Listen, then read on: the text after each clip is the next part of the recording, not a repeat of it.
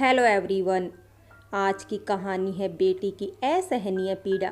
कहानी अगर अच्छी लगे तो लाइक करें, शेयर करें और प्यार भरी कहानी चैनल को सब्सक्राइब करें। बहुत दिनों बाद उसकी चेतना लौटी थी। वह कब से सोई हुई थी उसे याद नहीं। शरीर में हरकत होते ही उसने आसपास देखने की, खोलने की कोशिश की, लेकिन भारी दर्द के कारण वह अपनी पलकें भी नहीं खोल पाई। बहुत कोशिश करने पर भयंकर दर्द के साथ एक आंख खुली। उसने खुद को एक पिंजरे नुमा कवच के अंदर कैद पाया। हाथ पैर हिलाने की कोशिश की, सभी तो ठीक चल रहा था सिवाय चेहरे की। अब चेहरे पर होते भयंकर दर्द ने उसकी चीख निकाल दी। उसकी चीख सुनते ही उसके पास बैठी उसकी माँ और नर्स तेजी से उसकी ओर ऐसे लपकी मानो उसकी आवाज़ का उन्हें बेसब्री से इंतजार था।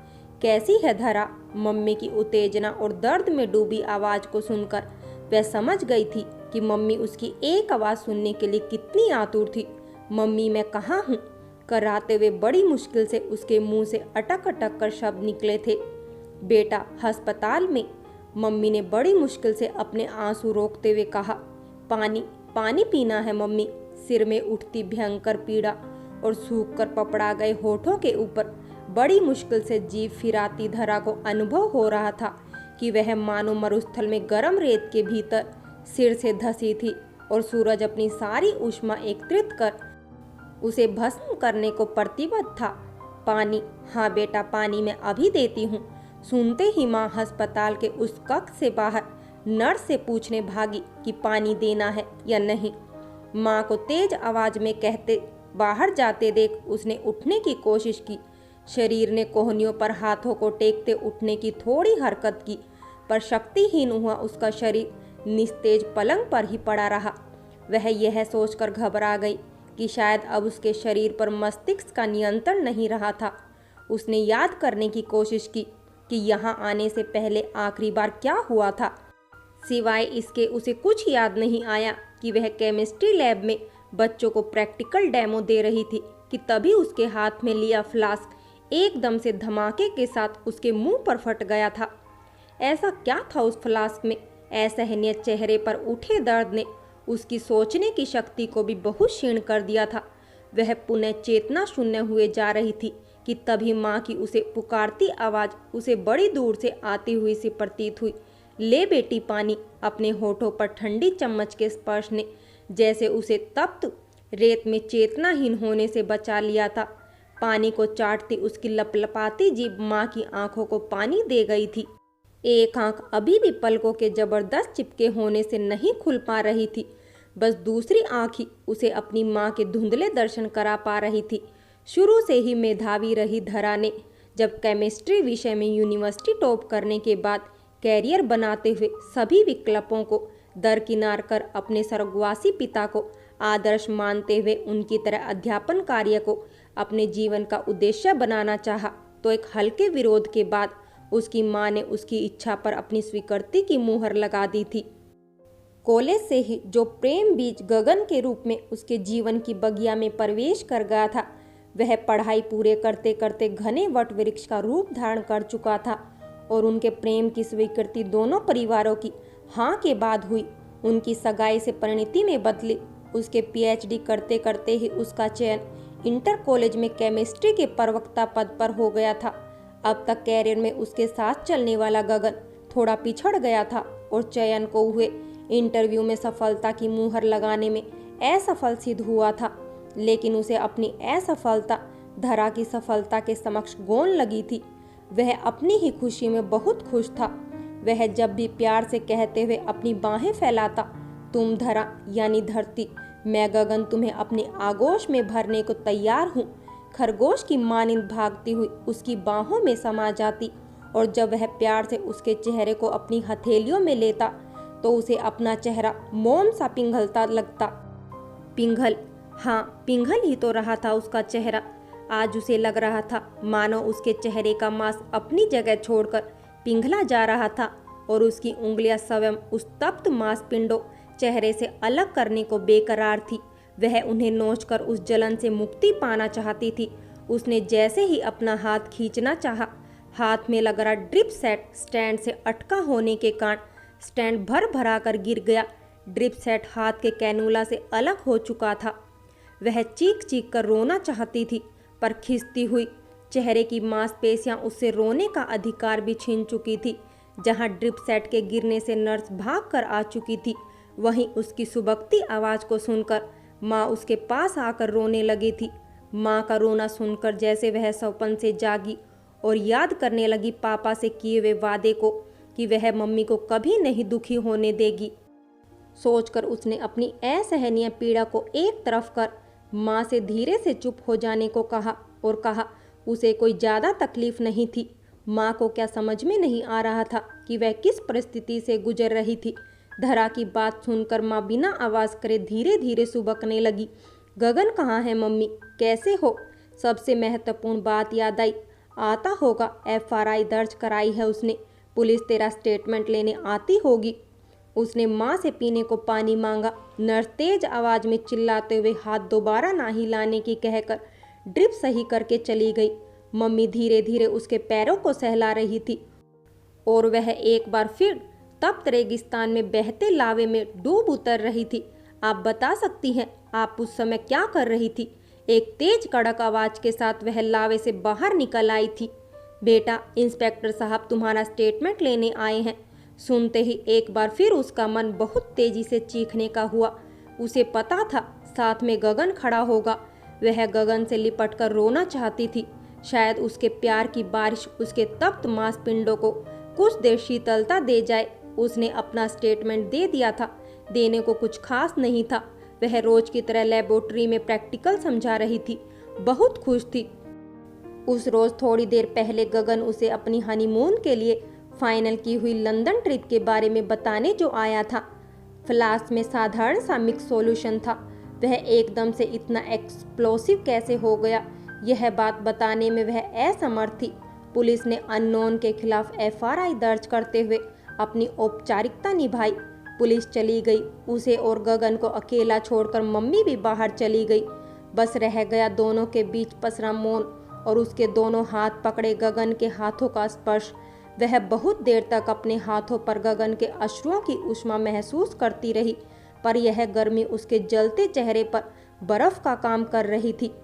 दिन गुजरने लगे। गगन रोज आता उसका मन बहलाने को, उसे कहानियाँ पढ़कर सुनाता। धरा का उपचार जारी था। डॉक्टर्स ने एक सर्जरी को बोला था। इस बीच एक दिन गगन आया। उसकी आवाज़ से साफ लग रहा था कि आज वह परेशान था। उसका कहना था कि कहीं नौकरी न मिलने की वजह से घर पर उसे मिलने वाले तानों की संख्या बढ़ती जा रही थी। कुछ उसके कहने का ढंग था कि धरा आज कई दिनों बाद असहनीय दर्द में भी हंस गई थी और हंसने का प्रयास करते ही उसके चेहरे की मांसपेशियां उससे एक बार फिर खुश होने का अधिकार छीन गई। वह कराते हुए अटक अटक कर बोली, इधर तुम्हें काम न मिलने के ताने मिल रहे हैं, उधर मुझे मिली नौकरी अब व्यर्थ है। मुझे तो अब लगता ही नहीं कि मैं कभी भविष्य में दोबारा पढ़ाने योग्य हो भी पाऊंगी। काश ऐसा होता कि मेरी नौकरी तुम कर लेते। हाँ, इसमें हर्ज ही क्या है, मैं करूं या तुम, एक ही बात तो है। उस समय बाहर से अंदर कक्ष में आते हुए धरा की मम्मी यह सुनकर ठिठक गई, लेकिन उन्होंने उस समय कुछ नहीं कहा। करीब 6 महीने के अथक प्रयास के बाद, एक बार हुए ऑपरेशन के बाद वह खतरे से तो बाहर आ गई थी, लेकिन उसका चेहरा बहुत विकृत हो गया था। जब उसके चेहरे से पट्टी हटाई गई तो वह एक आंख से ही मम्मी के चेहरे के सारे भाव पड़ गई थी। उसकी एक आंख ने अपनी रोशनी जो खो दी थी। एक आंख के सहारे जब छड़ी की सहायता से धीरे धीरे उठकर अस्पताल के उस कक्ष के वॉशरूम में अकेली पहली बार गई, तो वहां लगे आईने में अपना विस्तृत चेहरा देखकर वहीं बैठकर जोर जोर से रोने लगी। बड़ी मुश्किल से मम्मी उसको उठाकर संभालती बिस्तर तक ला पाई थी। वह आज मन में निर्णय ले चुकी थी कि आज जब गगन आएगा तो वह उसे आइंदा यहाँ पर आने को मना कर देगी। हृदय की गहराइयों में गगन को जिस कोमलता से उसने बसा रखा था, उसे यूं अपना विस्तृत चेहरा दिखाकर तो मजबूर नहीं करेगी सारी उम्र स्वयं को ढोने के लिए। पापा ने कितने चाव से उसका नाम धरा रखा था। जन्म से ही उसके चेहरे पर फैली मुस्कान देखकर पापा ने कहा था, उसका ओजस्वी चेहरा देखकर उन्हें स्थायित्व का भाव आता है। धरा से ज्यादा स्थायी तो और क्या होगा, जो पूरी प्रकृति को अपने ऊपर स्थायी रूप से धारण करे हुए थी। बस उसका नामकरण हो गया था धरा, और उसने इस नाम को सार्थक करके भी दिखाया था। चाहे कितनी भी विकट परिस्थिति क्यों ना आ जाए, वह करीबी विचलित हुए बिना साहस धारण किए रहती। फिर आज उसका साहस कहाँ जाता जा रहा था। गगन की असीमित प्यार ने उसके साहस के कवच में सेंध लगा दी थी। अब तो उसका साहस और धैर्य गगन की एक प्यार भरी, उसे पुकारती आवाज का मोहताज था। वह कैसे गगन के बगैर रह पाएगी, यह सोचते सोचते उसके गर्म अश्रु उसके चेहरे को और भी पीड़ा पहुंचा रहे थे। मन से हार चुकी, आंसू बहाती वह कब सो गई, उसे खुद को पता नहीं चला। थोड़ी देर में मम्मी और गगन की आती तेज आवाज़ों के बीच उसकी नींद खुल गई। देखिए आंटी जी, इसमें हर्ज ही क्या है, सर्विस मैं करूँ या धरा, ध्यान तो उसका मुझे ही रखना है। गगन के सवर में आज अलग सी तलखी थी। अपनी बेटी का ध्यान रखने के लिए अभी मैं हूँ। मम्मी की कपकपाती आवाज़ में उसे विचलित कर दिया था, पर वह अभी भी सोने का उपक्रम करते हुए ध्यान से दोनों का वार्तालाप सुन रही थी। पर सोच लीजिए आंटी जी, अभी धरा की कई बार प्लास्टिक सर्जरी होनी है, अकेले आप कैसे मैनेज करेंगी। गगन को लगभग धमकाते हुए बोलते सुनकर तो उसे विश्वास ही नहीं हो रहा था कि वह उसका ही गगन था, जिसने कभी एक शब्द भी माँ से ऊंचे स्वर में नहीं कहा था। अभी तुम फिलहाल जा सकते हो, जब मुझे तुम्हारी ज़रूरत पड़ेगी मैं तुम्हारे ऑफर को मान लूँगी। लेकिन मुझे इस बारे में आपसे बात करनी ही नहीं, मैं तो धरा से बात करके ही जाऊंगा। मम्मी के कहते ही गगन एकदम से एग्रेसिव हो गया था। मुझे आशा है गगन तुम मुझे हॉस्पिटल स्टाफ को बुलाने को मजबूर नहीं करोगे। मम्मी का दृढ़ स्वर सुनकर उसका मन डूबा जा रहा था। ऐसा कौन सा ऑफर था गगन का जो वह नहीं मान रही थी। ठीक है, इस विषय में धरा से ही बात करूंगा। और घमंड किसका है आपको? अब देखा है आपने अपनी बेटी का चेहरा। वह जाते हुए गगन को आवाज देना ही चाहती थी कि उसने देखा गगन पूरी ताकत से उसकी मम्मी को देखता हुआ एक लात दरवाजे पे भरपूर जोर से मारते हुए निकला था। वह गगन का यह रूप देखकर सहम गई थी। न जाने कितने घंटे वह सिर से सिर मिलाए पार्क में साथ बैठे रहते थे।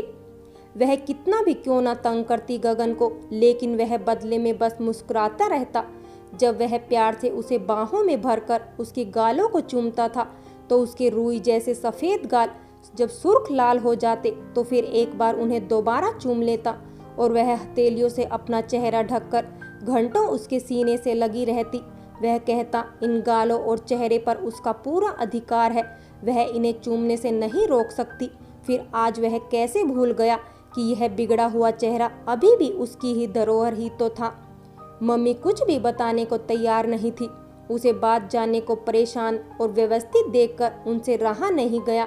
उन्होंने बताया कि गगन चाहता था कि धरा अपनी जॉब से इस्तीफा दे दे, जिससे रिक्त हुआ पद गगन को आसानी से मिल सकता है। माँ कहकर दवाइयाँ लेने बाहर चली गई थी। धरा के मस्तिष्क में कई तरह के विचार आ जा रहे थे। वह तो स्वयं ही गगन को अपनी जगह नौकरी करने का ऑफर पहले ही रख चुकी थी, फिर इतनी आतुरता क्यों? तभी उसके कक्ष में आई एक नई नर्स ने उससे पूछा कि अभी जो महाशय यहाँ आए थे वह आपके कौन है। जब धरा ने गगन को अपना मंगेतर बताया तो वह दंग रह गई थी। उसको सकते में देखकर जब धरा ने पूछा, आप इन्हें कैसे जानती हैं? पिछले हफ्ते इनके साथ मेरी चचेरी बहन की सगाई हुई है, कहती हुई नर्स उसे स्तंभ छोड़कर बाहर चली गई थी। दवाई काउंटर पर भीड़ होने के कारण मम्मी अभी लौटी नहीं थी। तभी उसके पास रखा उसका फोन घनघना उठा। गगन का नाम स्क्रीन पर देखकर वह एक बार फिर शून्य में पहुंच गई थी। बड़ी मुश्किल से कपकपाते हाथों से उसने फ़ोन उठाया। मम्मी की बताए अनुसार गगन की इच्छा देखकर उसने कल पेपर्स लेकर गगन को आने को कह दिया था। आई लव यू कहकर जब गगन ने फ़ोन रखा, आज इन शब्दों ने उसके चेहरे पर एक बार फिर लावा सा फैला दिया था। अगले दिन गगन आया जब उसने नौकरी से इस्तीफे के पेपर्स धरा के आगे करे और कहा अब वह आसानी से बिना किसी तानों को सुने उसका इलाज करवा पाएगा। आज धरा पहली बार महसूस कर रही थी गगन उसके विकृत हुए चेहरे को कभी देखता ही नहीं था। वही बावरी हुई बस उसे निहारती रहती थी और वह तो बस इधर उधर देखकर समय बिताता था। आज भी जब वह इस प्रकार कर रहा था तब धरा बोल पड़ी, गगन जब नौकरी ही चाहिए थी तो पहले ही बता देते, मेरी जिंदगी बिगाड़ने की क्या जरूरत थी। सुनते ही गगन सख्ते में आ गया था। यह तुम किस तरह की बातें कर रही हो? मैंने कब तुम्हारी जिंदगी बिगाड़ी? मैं तो तुम्हारे एक्सीडेंट होने के बाद से लगातार यहाँ आ रहा हूँ। एक्सीडेंट नहीं गगन, प्लान्ड क्राइम। उस दिन तुम मुझे लंदन हनीमून की ही खबर देने नहीं आए थे, बल्कि मेरे फ्लास्क में एसिड में एक्सप्लोसिव मिक्स करने भी आए थे। मैंने तुम्हें लैब में फ्लास्क के पास कुछ मिलाते हुए भी देखा था, लेकिन तुम्हारे प्यार में अंधी जो उस समय न देख पाई, वह मुझे मेरी एक आंख ने आज दिखा दिया है। क्या क्या बकवास कर रही हो? हकलाते हुए गगन बोलने लगा। मैं बकवास नहीं कर रही गगन, आओ मेरे चेहरे को चूमो, तुम्हारा ही तो अधिकार है इस पर। खूब फायदा उठाया अपने अधिकार का। बिस्तर से धीरे धीरे उठकर जब धरा ने उसके हाथ को पकड़कर अपने चेहरे को उसके चेहरे के पास लाकर चूमने की कोशिश की, तो गगन ने उसे धक्का दे दिया। वह लड़खड़ाकर संभल गई। अब नहीं आओगे मेरे पास तो मेरा जीवन भर ध्यान कैसे रख पाओगे? गगन की आंखों में घृणा साफ दिखाई दे रही थी। वह चीख उठा, दूर रहो मुझसे, जलते बांस की बदबू आती है तुमसे। महीनों से बर्दाश्त कर रहा हूँ तुम्हें। मैंने ही एसिड मिलाया था तुम्हारे फ्लास्क में। स्त्री होकर तुम नौकरी करो और मैं नौकरी की तलाश में दर दर भटकूं। शादी के बाद क्या मुझे अपनी खिल्ली उड़वानी थी? कितना चाहा मैंने कि तुम इंटरव्यू ना दो, लेकिन तुम थी मेरे राह में रोड़ा बने हमेशा तैयार रही। मानता हूँ मुझसे ज़्यादा योग्य थी और चुनी भी गई थी। बस तभी मैंने सोच लिया था कि यह नौकरी भी तुम्हारे पास नहीं रहने दूंगा, और इसलिए जला दिया मुझे, बस बिना यह सोचे कि मेरा क्या होगा। अपना चेहरा हथेलियों में लिए धरा फूट फूट कर रो रही थी। कुछ नहीं होगा तेरे साथ मेरी बच्ची, तू सर्जरी के बाद फिर से अपना जीवन जिएगी। होगा तो अब किसके साथ जो भी होना है। धरा ने नज़र उठाकर देखा। कक्ष के दरवाजे पर मम्मी, स्कूल की प्रिंसिपल और पुलिस को साथ लिए खड़ी थी। गगन ने भागने की कोशिश की, पर सिपाही ने उसे तुरंत दबोच लिया।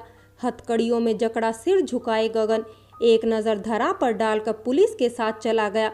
धरा सा धैर्य सहेज कर धरा अपनी 3 सर्जरी के बाद आज पुनः स्कूल जा रही थी। एक आंख की रोशनी खो चुकी। धरा जब स्कार्फ से अपना चेहरा ढककर स्कूल पहुंची तो पूरे स्टाफ और विद्यार्थियों ने तालियों की गड़गड़ाहट के साथ उसका स्वागत किया। और जब प्रिंसिपल मैडम ने उससे बिना डरे स्कार्फ उतार कर काम करने को कहा, तो उसके उत्साहित कदम स्कार्फ को डस्टबिन में डालकर केमिस्ट्री का लेक्चर देने लैब की तरफ बढ़ रहे थे। धरा ने अपने नाम को स्वयं सिद्ध कर दिया था। फ्रेंड्स, कहानी अगर अच्छी लगी हो तो लाइक करें, शेयर करें और प्यार भरी कहानी चैनल को सब्सक्राइब